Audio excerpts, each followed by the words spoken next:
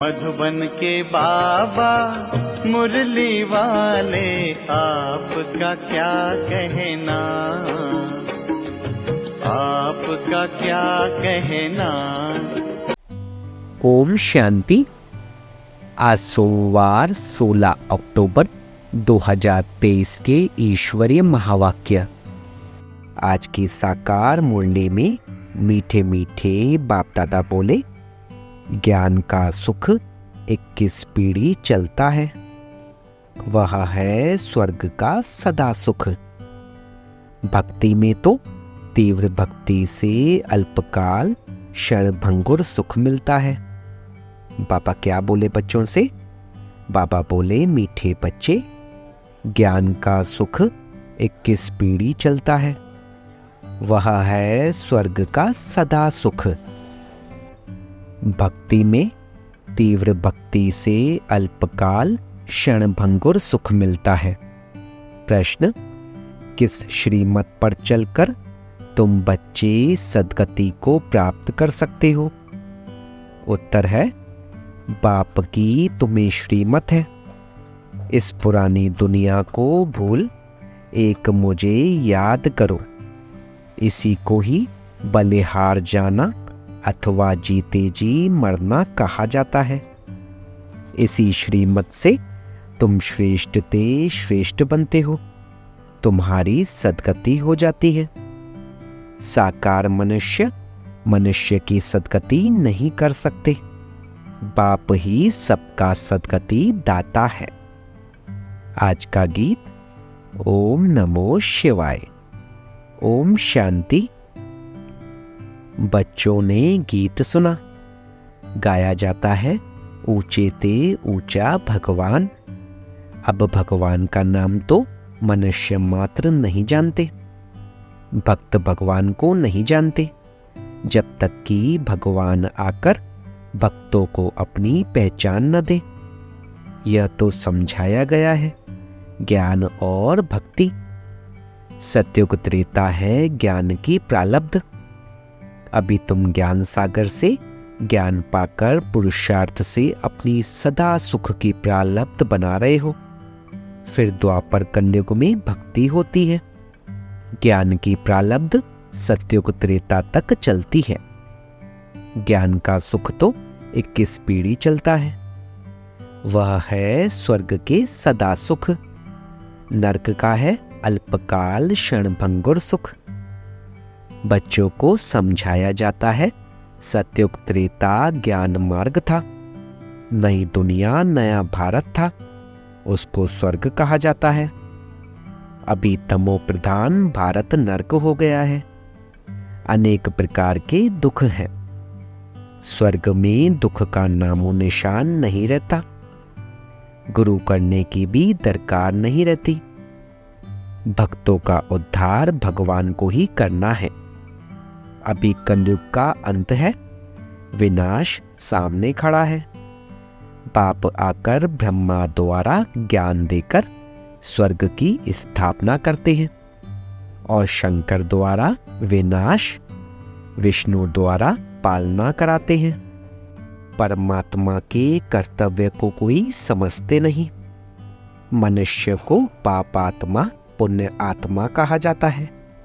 पाप परमात्मा पुण्य परमात्मा नहीं कहा जाता। महात्मा को भी महान आत्मा कहेंगे, महान परमात्मा नहीं कहेंगे। आत्मा पवित्र बनती है। बाप ने समझाया है, पहले पहले मुख्य है देवी देवता धर्म। उस समय सूर्यवंशी ही राज्य करते थे, चंद्रवंशी नहीं थे। एक धर्म था। भारत में सोने चांदी के महल थे, हीरे जवाहरों से छतें दीवारें सब सजी हुई थी। भारत हीरे जैसा था। वही भारत अब कौड़ी मिसल बना है। बाप कहते हैं, मैं कल्प के अंत में सत्युग आदि के संगम पर आता हूं। भारत को माताओं द्वारा फिर से स्वर्ग बनाता हूं। यह है शिव शक्ति पांडव सेना। पांडवों की प्रीत एक बाप से है, उन्हों को बाप पढ़ाते हैं। शास्त्र आदि है सब भक्ति मार्ग की सामग्री। वह है भक्ति कल्ट।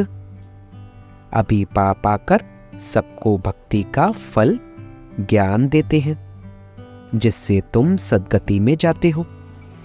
सद्गति दाता सबका बाप एक ही है। बाप को ही ज्ञान सागर कहा जाता है। बाकी मनुष्य को मुक्ति जीवन मुक्ति दे नहीं सकते।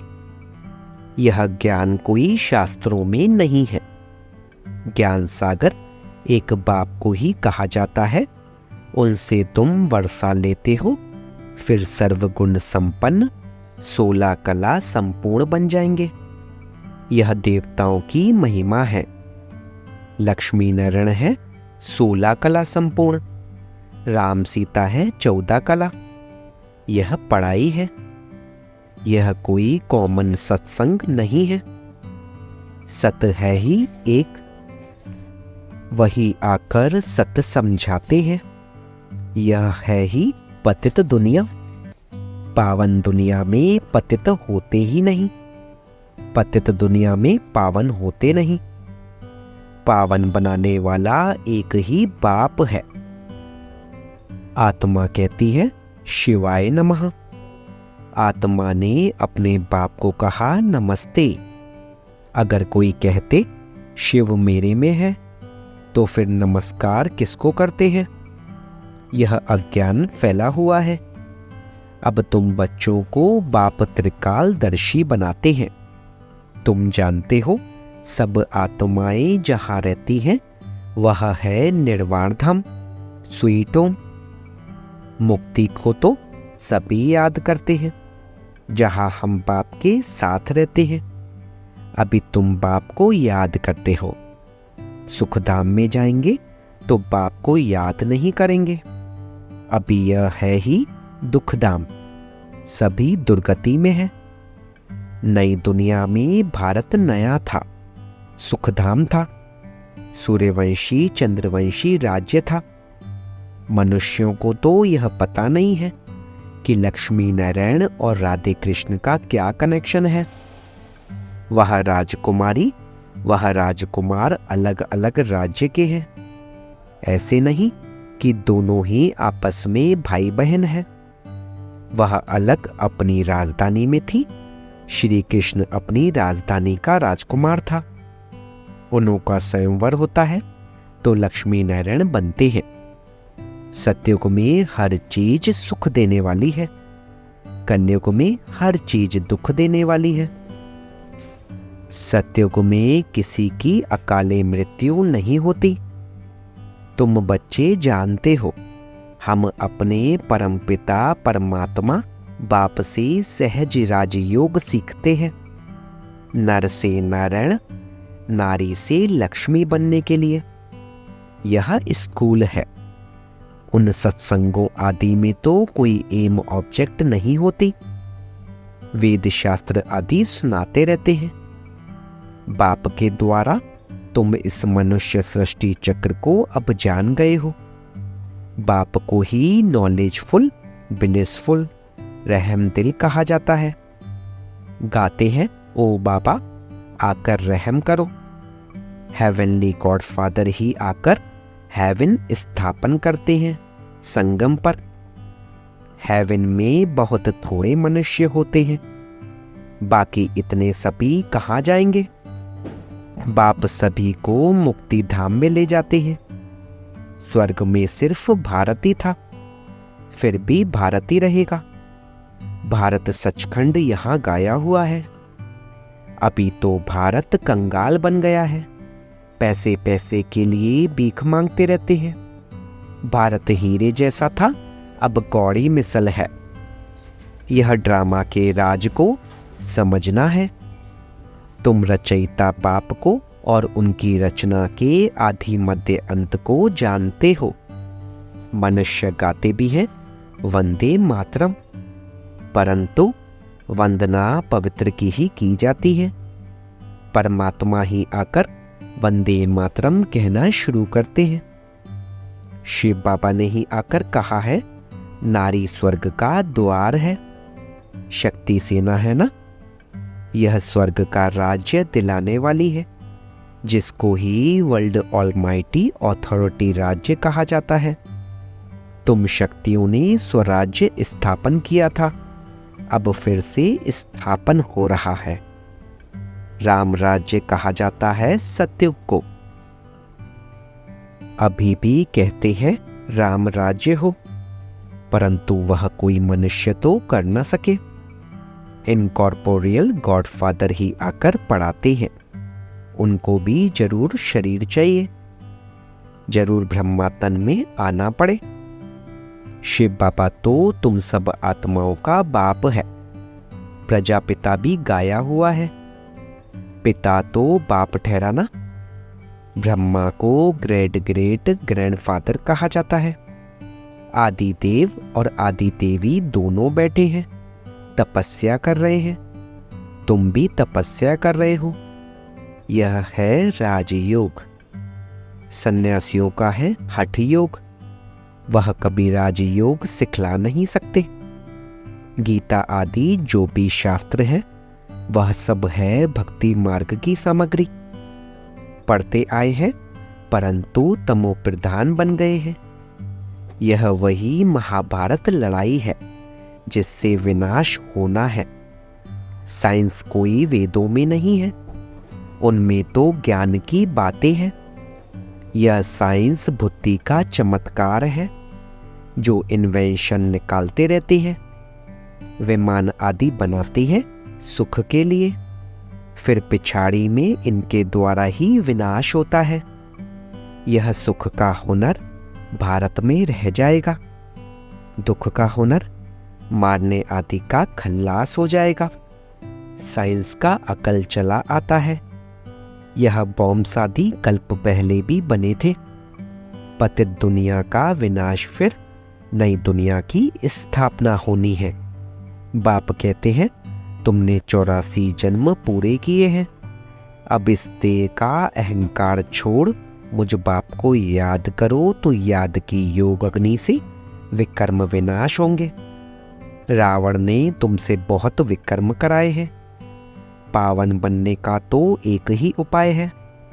तुम आत्मा तो हो ही, कहते भी हो मैं आत्मा, ऐसे नहीं कहेंगे मैं परमात्मा हूं।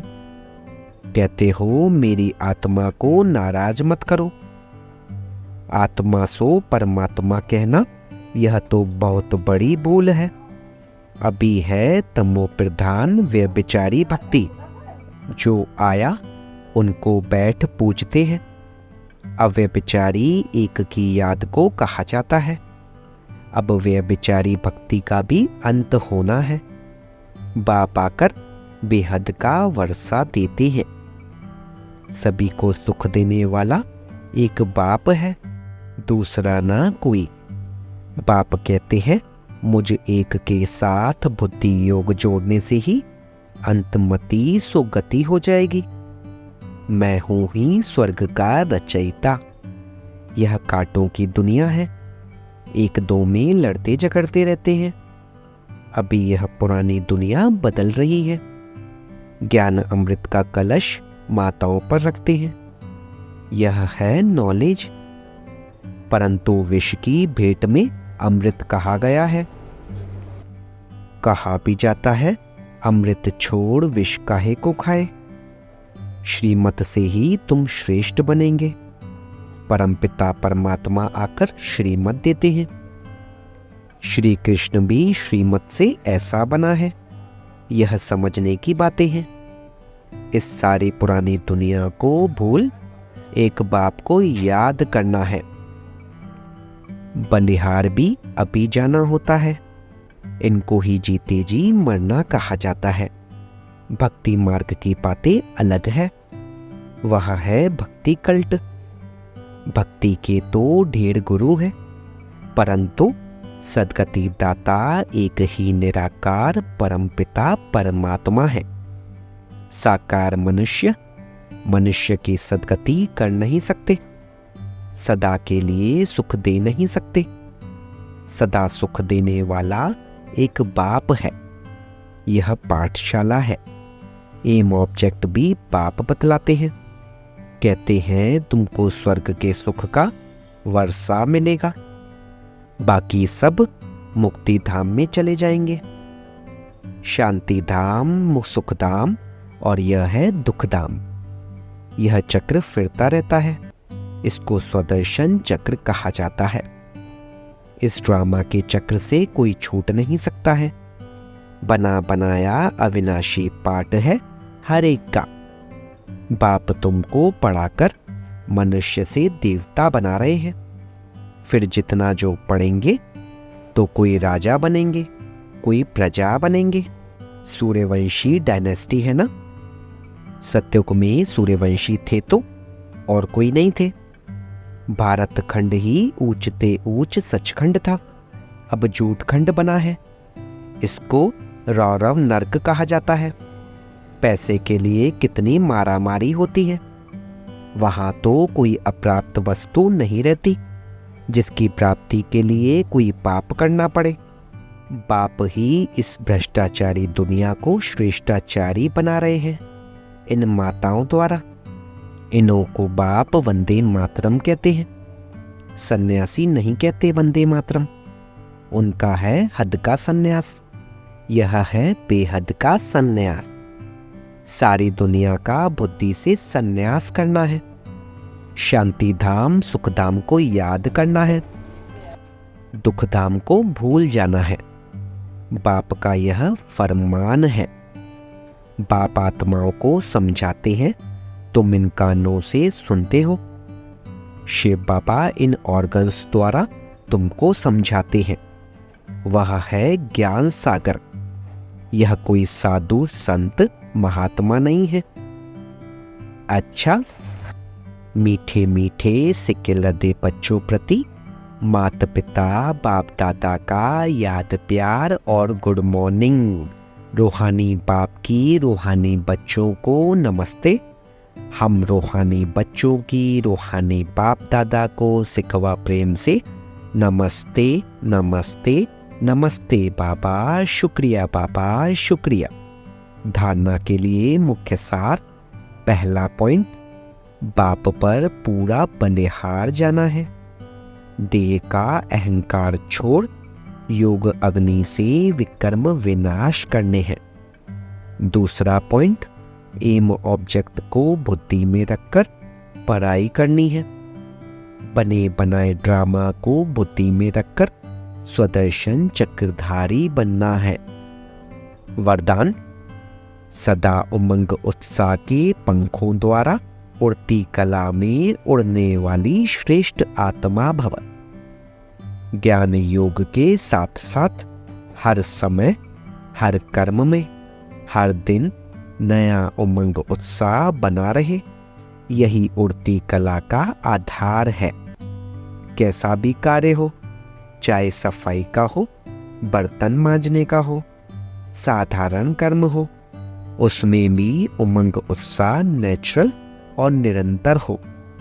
उड़ती कला वाली श्रेष्ठ आत्मा उमंग उत्साह के पंखों से सदा उड़ती रहेगी।